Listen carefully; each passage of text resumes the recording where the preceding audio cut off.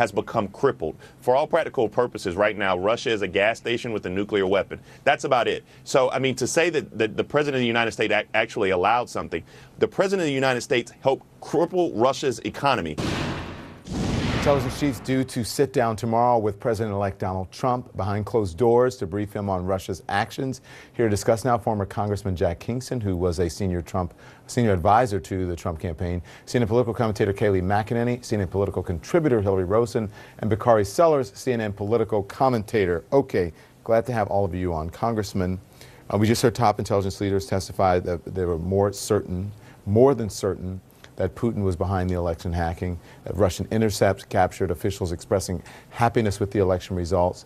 At this point, should the president-elect acknowledge that it is accurate that the Russians meddled in the election? Well, not that they changed the outcome, but that they meddled. I think after his hearing tomorrow, he will make a statement, and at that point, he may say that they have confirmed that there was no result that was changed because of possible interference from them, and I think that's something that he may want to say. I talked to them. There does appear to be Russian monitoring of our election, or at least the DNC emails, but it did not affect the election results, and I think that's probably what we're going to hear. But he's going to have a really good briefing tomorrow, and I think he's going to ask tough questions, and he's going to be given some tough answers. Hillary, here's how Donald Trump responded, or one of the staff members, whoever tweeted, said the Democratic National Committee would not allow the FBI to study or see its computer info after it was supposedly hacked by Russia. So how and why are they so sure about hacking if they never ever requested the examination of the computer servers? What's going on?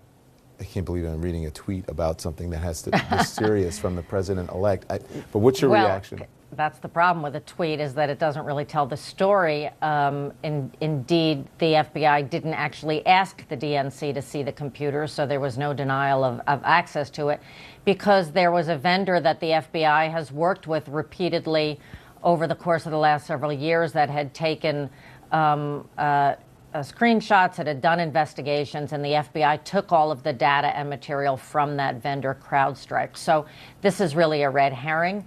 I think that back to your original issue, which is, what does the country want to hear from Donald Trump after his intelligence briefing tomorrow? Yes, we want to hear that he respects the facts that the intelligence officials have brought to the American people. And doing that, I think, would provide some comfort. But Carl Bernstein actually raised the earlier bigger picture point, which is this constant sort of denial about Russia's influence and attempted influence in the U.S. I don't think is connected as much to the elections for Donald Trump. I think it's really connected to his relationship, his cloudy relationship with Putin and Russian financiers. And that's really going to be the critical thing that Americans need to hear over the next couple of weeks is what is Donald Trump's relationship there? Kayleigh, Carl Bernstein said that moments ago, but there are others who have said the same thing, that maybe he doesn't want to divest, maybe he is denying that Russia had an influence because somehow he is entangled with Russia, maybe owing Russia money, and so on. I don't think that's it. Look, I think if you look at history, you see President Bush, who tried to give Russia a chance, calling them a strategic partner. That failed. Obama praised Putin in his, believe it was his kitchen. That failed. Trump's wanting to just give him a chance, as the other presidents have done, and they were proven wrong, that this is not a trustworthy ally. I think this has everything to do with the election. Donald Trump won this election. It is unprecedented for a U.S. president to have such support for Vladimir Putin, a tyrant, and to praise Russia so much, and Julian Assange and so on. People forget that President Obama stood in the home of Vladimir Putin and said, "I'll never forget all of the great things you have done for the Russian people." Keep in mind, this is a KGB agent who is a violent man who cannot be trusted. So I would encourage President-elect Trump to look to the past and see that Obama did not succeed here, Bush did not succeed here. Why would this be any different? Maybe he's the one who can make it work. I don't know. Bakari, is that a fair comparison? No. But the fact of the matter is, I mean, look, we all understand that this relationship that Donald Trump has with Vladimir Putin is a lot closer than anything Barack Obama had. It's a lot closer than anything George W. Bush had. I mean, you can go back further and further and further, and you'll see that this relationship is causing a lot of concern. I mean, I think that the trouble is not necessarily this briefing tomorrow. It's the fact that Donald Trump has chosen Vladimir Putin and Julian Assange over the President of the United States and our American intelligence agencies. And he's done that in tweets, and he's said it over and over again. So I don't know why we expect anything to change tomorrow. I actually hope that he gives the answer that Congressman Kingston actually said, that this did not influence the election, let's move on, because that will actually chip away at what Donald Trump actually touts, and that's strength. That is a very, very weak answer. And if he doesn't stand up to Russia as president of the United States, then we need somebody who will. And I guess we have to rely on the United States Congress, led by John McCain and others. But who will stand up to Russia? I mean, it's just so crazy hearing it from Democrats, because this comes from, you supported President Obama, who whispered in the ear of Medvedev, I'll have more flexibility after the election, who allowed him to annex Crimea, allowed him to march into the Ukraine. Allowed. And did not care about the cyber attacks. That's the biggest issue. We Kayleigh, actually now have sanctions against Russia because of Putin's activity. So, there is no allowing here. And the point that Donald Trump has a relationship with Putin, and that his family has talked about how their developments have been funded by Russian financiers. There's just too much in the past there that hasn't been answered, and Donald Trump owes the American people those answers.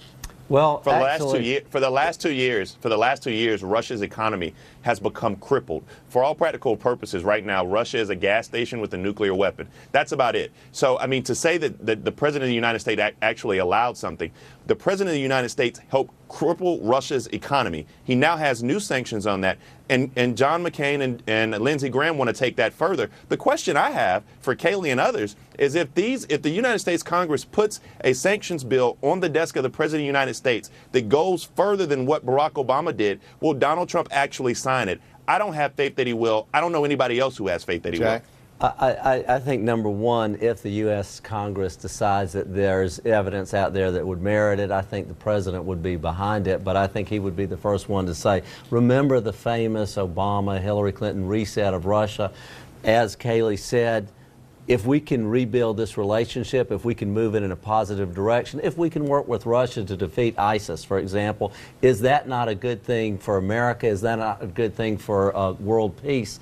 And I think that the new president should be given that opportunity. I also want to say that a lot of these questions and these allegations that we're hearing, they can be vetted through the hearing process. A lot of the people who are going to be confirmed will have some of these tough questions. It might not be. What allegations? Well, let's just say we've heard from Hillary and Bakari that he has a relationship with Putin. I don't know of a relationship that he has with Putin. I don't know anything about it, but perhaps those are going to be questions for some of the nominees. You think that would be better? So you don't know about... Hold on. You know what? This is a good place. So we'll take a break, and then we'll discuss. We'll be right back. Okay, and we're back now with my panel. Congressman Kingston was saying a lot of these questions could be answered through hearings, you said. Yes. And Bakari, you were disagreeing with that? Well, first of all, you can't have Donald Trump sit down for a congressional hearing, and we're questioning the ties that Donald Trump has to Russia. And then Congressman Kingston needed help identifying some of the ties that he has. So I wanted to lay those out. I mean, I think we need to think about people like Paul Manafort, who actually was a longtime consultant for the Russian-backed president of Ukraine, the one that was an independent contractor who was fired. That one. Who was actually in Trump Tower just as recently as last month. You could talk about Carter Page, who was his foreign policy advisor, who has business ties with the state-owned petroleum company in Russia. You can actually go to Bayrock, which is a. That there's some nefarious relationship. You can actually go to Bayrock, which is a company which invested in Trump Soho, which is backed by Russian interests. So the facts are, I mean, if Donald Trump wants to show his taxes so we can actually do this deep dive, that's an old, tired song. We've been there, done that. But to sit here and say that there are no ties and you don't know anything of it, I mean, Michael Flynn was just in Moscow last week. Based on those Michael Flynn was in Moscow last year. He was in Moscow last year at a gala who was the guest of Vladimir Putin. Well, you know, under those standards, anybody who has anything to do with Russia, Donald Trump is supposed to stay away from, I guess. But let me say this: during the hearing process, when Mr. Tillerson's up there or Mr. Pompeo, senators can ask them almost anything under the sun, and they can drill down on any of these questions and say, are there relationships? Do you feel uncomfortable if there are relationships? What would you do if you found out there were? I mean, the hearing processes are really tough things. Let me restate. But there's no hold on, Hillary. in that Let me process. restate Bakari's question. Hillary, I promise that I'll let you get in. Wouldn't the American people, the American voter, be better served by Donald Trump being more transparent about his business holdings, about his tax record, so that they will know without a doubt that there are no conflicts of interest with Russia, that he may not have favorable opinions or statements about Russia or Assange or what have you, or Putin, because there's some sort of conflict of interest or that he owes the government somehow? You know, I think that's what the hearing process is about, but I also say that's what the last year and a half was about. It was vetting candidates on what things are most important to them. And I understand there are some people who believe the tax returns were the #1 issues. Some people think building the wall or not building the wall were the #1 issues, but the voters have made this decision already, and they've decided jobs in the economy and making America great again is their #1 issue. But just because the voter has made the decision, it doesn't mean that there is not a conflict of interest that's possible. I mean, the voter could, maybe the voters, they've made their decision, maybe the voter's wrong about it. Maybe there is something hanging. I don't think you can look at anything that happened in the election and say the voters don't care about it. I find this conversation exhausting.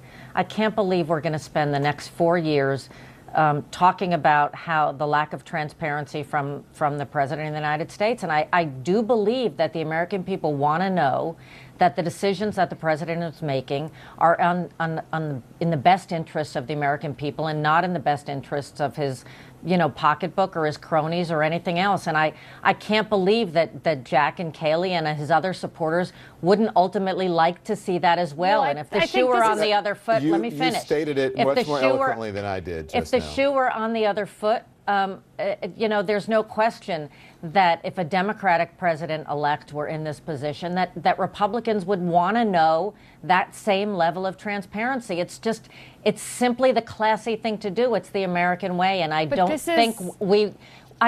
want to have to argue for the next 4 years that Donald Trump ought to be an upstanding president. He just ought to be one. Kayleigh? But the comments of Bakari and Hillary are, quite frankly, a page ripped out of the Democratic playbook. And that is to say, if you recall, when Harry Reid stood on the Senate floor and said, Mitt Romney has paid 0 taxes. He releases his tax returns because he cowed to anything Democrats told him to do. Everything was kosher. Everything was fine.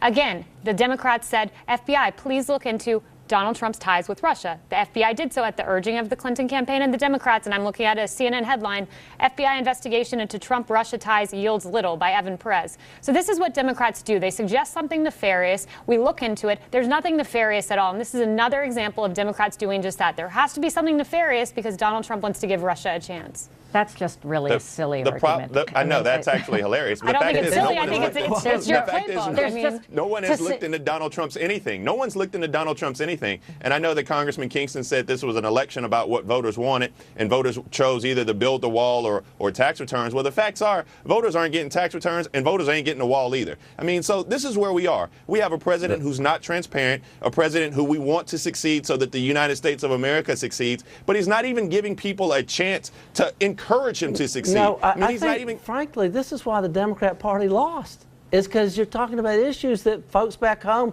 who are suffering for jobs, who are paying high health care. By the way, health care costs, according to Kaiser, have gone up under Obamacare from $13,000 to $18,000 per household. That's what people are worried about. They want jobs. They want economic prosperity. They want peace. They're tired of the murder rate in Chicago. Those were the big issues of this campaign.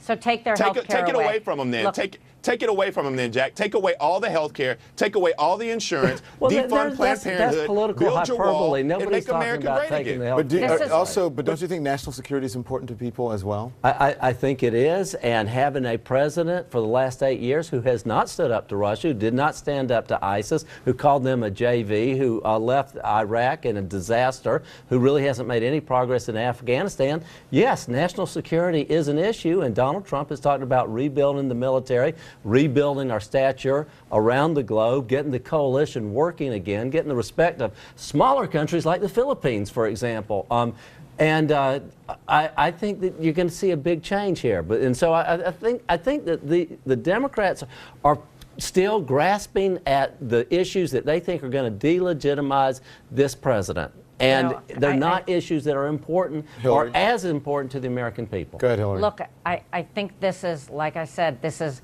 exhausting to constantly be talking around the edges of what appropriate behavior is for a president of the United States. And if Democrats were doing what Donald Trump is doing, there would be outcry. I do think it is more important to talk about whether or not we're going to be taking health care away from 20 million people, whether or not we are going to actually save jobs in a real way as opposed to a kind of a corporate CEO press release way. I do think that those things matter more.